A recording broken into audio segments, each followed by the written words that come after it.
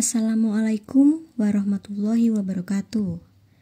Untuk kisah kali ini, ada sebuah cerita tentang seorang yang hidup di bawah bayang-bayang ekspektasi keluarganya. Sejak kecil, ia dididik untuk menjadi penerus bisnis keluarga, tanpa pernah ditanya apa yang sebenarnya ia inginkan.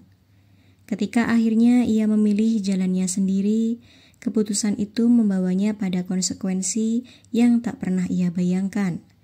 Dikucilkan, diabaikan, dan dianggap sebagai aib keluarga. Daripada penasaran, langsung saja ke ceritanya. Menemukan rumah dalam diri sendiri. Dira duduk di meja makan bersama keluarganya. Tetapi kehadirannya terasa seperti bayangan yang tak diinginkan.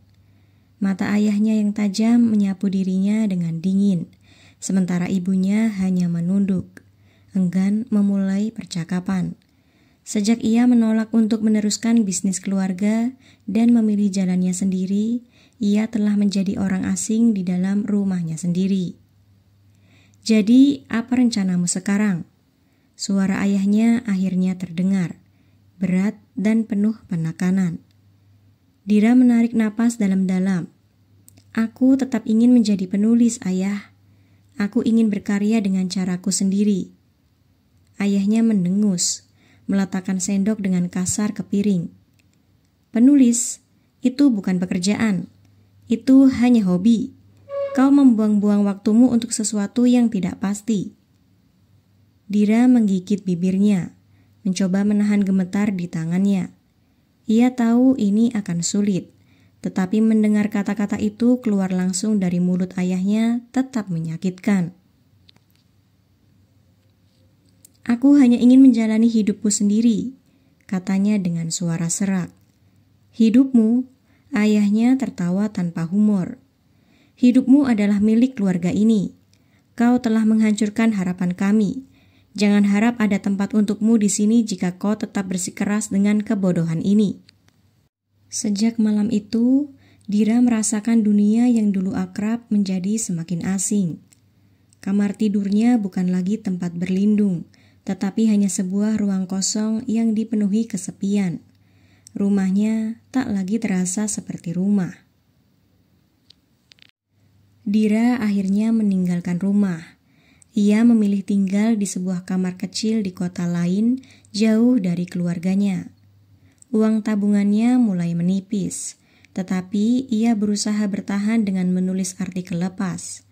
Ia menghadapi kesulitan demi kesulitan, dari ditolak oleh penerbit hingga kesulitan membayar sewa bulanan. Namun, yang paling menyakitkan bukanlah kesulitan finansial, melainkan rasa kehilangan. Ia merindukan keluarganya, meskipun mereka tak menginginkannya lagi. Namun di tengah keterpurukan, ia bertemu dengan seorang editor bernama Satria. Pria itu membaca salah satu naskahnya dan tertarik dengan caranya menulis. "Tulisanmu punya jiwa," kata Satria. "Aku ingin membantumu menerbitkan buku pertamamu." Hati Dira berdebar. Ini adalah kesempatan yang ia nantikan selama ini. Tetapi bersamaan dengan itu, ada ketakutan yang masih menghantui. Apakah semua ini cukup untuk menggantikan keluarga yang telah ia tinggalkan? Saat buku pertamanya terbit dan mulai dikenal, Dira berharap keluarganya akan bangga. Namun, tidak ada satupun panggilan atau pesan dari mereka.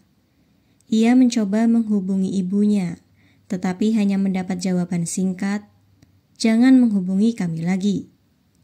Kata-kata itu menamparnya lebih keras dari pukulan manapun. Apa yang harus ia lakukan jika keluarga sendiri tak lagi menganggapnya ada? Di saat-saat tergelapnya, Satria memberinya nasihat yang akhirnya mengubah cara pandangnya. Terkadang, keluarga bukanlah tentang darah. Keluarga adalah tentang siapa yang tetap di sisimu saat dunia menolaknya. Dira merenungkan kata-kata itu. Jika keluarganya menolak untuk menerimanya, maka ia akan menciptakan keluarganya sendiri dengan orang-orang yang benar-benar menghargainya. Tahun-tahun berlalu dan Dira menjadi penulis sukses. Bukunya terjual ribuan eksemplar dan ia mulai diundang untuk berbicara di berbagai acara. Namun, di dalam hatinya masih ada ruang kosong yang tak bisa diisi oleh penghargaan atau kesuksesan. Suatu hari, ia mendengar kabar bahwa ayahnya sakit. Ia ragu-ragu, tetapi akhirnya memutuskan untuk pulang setelah bertahun-tahun. Saat ia tiba di rumah, suasana canggung terasa begitu kuat. Ibunya hanya melihatnya sekilas tanpa berkata-kata. Ayahnya yang terbaring lemah di ranjang menatapnya dengan ekspresi yang sulit ditebak. "Jadi kau masih tetap menulis?" tanya ayahnya dengan suara pelan. Dira mengangguk. "Aku membaca bukumu," lanjut ayahnya. "Aku tidak akan berbohong, aku tidak menyukainya. Tapi aku mengerti mengapa kau memilih jalan ini." Itu bukan permintaan maaf, dan itu bukan pengakuan. Namun bagi Dira itu cukup. Ia tahu bahwa ia tak bisa mengubah masa lalu, tetapi ia bisa memilih untuk tidak lagi terjebak di dalamnya. Saat ia meninggalkan rumah hari itu, ia merasa lebih ringan dari sebelumnya. Untuk pertama kalinya dalam hidupnya, ia benar-benar menerima dirinya sendiri. Dira menyadari suatu hal. Rumah bukanlah tempat di mana kita dilahirkan, tetapi tempat di mana kita diterima apa adanya. Kadang kita harus kehilangan sesuatu untuk menemukan sesuatu yang lebih berharga. Ia tidak lagi mencari pengakuan dari keluarganya, karena ia sudah menemukan sesuatu yang lebih penting, penerimaan dari dirinya sendiri. Dan dengan itu, ia akhirnya merasa bebas.